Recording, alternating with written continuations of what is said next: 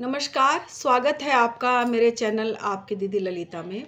आज मैं आपको शिव महापुराण के बारे में बताऊंगी और उससे जुड़े हुए उपायों के बारे में बताऊंगी कि जो शिव महापुराण में उपाय दिए गए हैं, जैसे संतान प्राप्ति के, विवाह के लिए जिन बेटियों का बच्चों का बेटों का विवाह नहीं हो रहा और उनमें देरी हो रही है, विलंब हो रहा है, तो आप शिव महापुराण पढ़ने से भी आपकी काफ़ी समस्याओं का समाधान निकल सकता है। शिव महापुराण एक ऐसा पुराण है जिसके पढ़ने से हमारी सारी समस्याएं जो हमें संसार में इस कलयुग कली काल में हमें चाहिए वो सब हमें मिलेगा भी, और हमें संस्कारी संतान की भी प्राप्ति होगी। हमें संस्कारी हमारे घर में सुख समृद्धि भी होगी, हमारे बच्चे आज्ञाकारी होंगे और बच्चों का समय पर विवाह और उन्हें रोजगार सब मिलेगा। शिव महापुराण पढ़ने के लिए आप क्या करें, या तो शाम के समय पढ़ें या ब्रह्म मुहूर्त में आप पढ़ें। जब आप शिव महापुराण पढ़ने बैठें तो आपका जो मुंह है वो उत्तर या पूर्व की तरफ होना चाहिए। शिव महापुराण में आप जब शिव महापुराण पढ़ने का जैसे नियम लेते हैं तो आप क्या करें कि आप नॉन वेज ना खाएं। नॉन वेज मतलब बिल्कुल बंद कर दें। यदि आपके घर में बन रहा है तो आप थोड़ा उनसे विनती करें कि भाई नॉन वेज ना खाएं, क्योंकि मैंने शिव महापुराण पढ़ना शुरू किया है। अगर आपके घर में कोई नहीं मानता तो जो पढ़ रहा है वो व्यक्ति यदि शिव महापुराण कर रहा है तो वो व्यक्ति खाना छोड़ दे।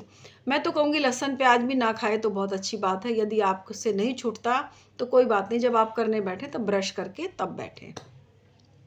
नीले काले कपड़ों से परहेज करें। यदि आपने नीले काले कपड़े पहने हैं तो कोई बात नहीं, आप पीली चादर या सफ़ेद चादर ओढ़ के आप बैठ जाएं। यदि आप स्त्री हैं तो आप पीला वस्त्र ओढ़कर ही बैठें, पूर्व या उत्तर की तरफ। अब आपको इससे उपाय बताती हूँ। यदि आपके किसी बच्चे का विवाह नहीं हो रहा और आप मतलब उसकी एज बढ़ती जा रही है, तो आप क्या करें कि आप मंदिर में जाएं। मंदिर में जाकर उस बच्चे को बोलें कि जो त्रयोदशी का जो आता है, मतलब दिन आता है, जैसे शिवरात्रि होती है, उस पर जाकर एक रुमाल या चादर चढ़ा कर आए और माँ गौरा से गठबंधन कर दे उसका। जब जैसे आपने देखा होगा कई स्त्रियां जब कलावा से और माँ शिवलिंग का जो लाल धागा होता है कलावा, उससे गठबंधन करती हैं। तो आप बच्चे को बोलें कि एक रुमाल ले ले छोटा सा, शिवलिंग पर चढ़ाए और उसका जो एक धागे का छोर है, धागा बांधकर कलावा बांधकर और माँ गौरा से उसको गठबंधन कर दे। और उस गठबंधन करके जब वो घर वापस आए तो आप देखेंगे कि उससे अब मतलब भगवान भोलेनाथ का आशीर्वाद भी प्राप्त होगा, और जो गठबंधन उस बच्चे ने किया है वो उससे बाबा प्रसन्न होकर, ये एक उपाय है एक, तो उससे जल्दी ही उसकी शादी की आपको विवाह जो देरी हो रही है वो देरी नहीं होगी, विवाह हो जाएगा जल्दी। यदि संतान प्राप्ति में काफ़ी देर हो गई, टाइम ज़्यादा हो गया और संतान प्राप्त नहीं हो रही, तो आप क्या करें कि जो लाल धतूरा जो होता है जिसकी डंडी लाल होती है, आप वो धतूरे 5 या 7 की संख्या में ले लीजिए और भगवान भोलेनाथ पर चढ़ा कर आए।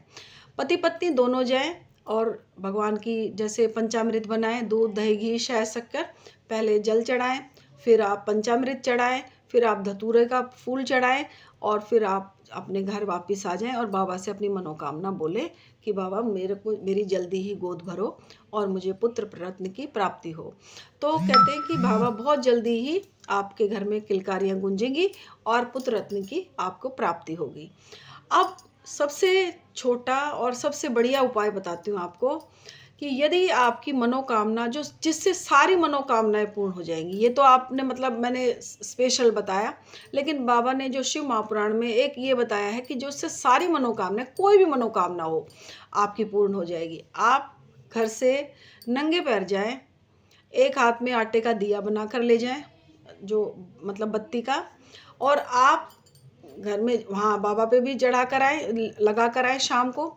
फिर घर आकर आप अपने मुख्य द्वार पर भी दिया लगाएं और आप बेलपत्र के नीचे भी दिया लगाएं। बेलपत्र पर 3 जगह दिया लगाना है, एक बेलपत्र पर, एक शिवालय में और एक अपने मुख्य द्वार पर। इससे क्या होगा, आपको तीनों चीज़ों का योग मिलेगा। घर में सुख समृद्धि का वास होगा, आप बेलपत्र के नीचे दिया लगा रहे हैं, इससे आपके पितृ जो है, जिससे पितरों की वजह से आपके घर में कोई अड़चन आ रही है, वो दूर हो जाएगी। और शिवालय में जब आप प्रदोष काल में दिया लगा कर आ रहे हैं, मनोकामना बोल कर आ रहे हैं, तो संतान की भी प्राप्ति होगी। यदि विवाह में कोई देरी आ रही है, तो आपको मैंने वो उपाय बताया गठबंधन वाला। एक उपाय और बताती हूँ। आप घी की धार, जैसे देशी घी, आप ऐसे लेकर और वो चढ़ाएं और बोलें कि बाबा कोई भी अड़चन हो उसे दूर कीजिए। तो कहते हैं बाबा को घी की धार बहुत पसंद है और बड़े प्रसन्न होते हैं उससे। तो आप इससे तब भी मनोकामना बोल सकते हैं। यदि आपको 108 बेलपत्र मिल जाए और उस 108 बेलपत्रों की माला आप बाबा भोलेनाथ को सोमवार के दिन चढ़ाएं, तो आपकी मनोकामना, कोई भी मनोकामना हो, वो आपकी अवश्य पूर्ण होगी। तो ये मैंने आपको छोटे छोटे उपाय बताए। आप इन उपायों को करें और शिव महापुराण का पाठ अवश्य करना शुरू करें। आप देखेंगे आपके घर में सुख, समृद्धि, माँ गौरी का आशीर्वाद, बाबा का आशीर्वाद, नंदी का आशीर्वाद, सारे आशीर्वाद आपके घर में प्राप्त होंगे और आपके घर में सुख समृद्धि का वास होगा। आप एक निडरता का अपने घर में सोचेंगे कि मेरे अब जो डर है कई बार लगता है या बुरे विचार हमारे मन में आते हैं, वो आने भी बंद हो जाएंगे। तो आज के लिए इतना ही। कल फिर मिलूंगी एक अच्छी सी वीडियो के साथ। तब तक के लिए नमस्कार। जय माता की। हर हर महादेव। जय गुरु जी।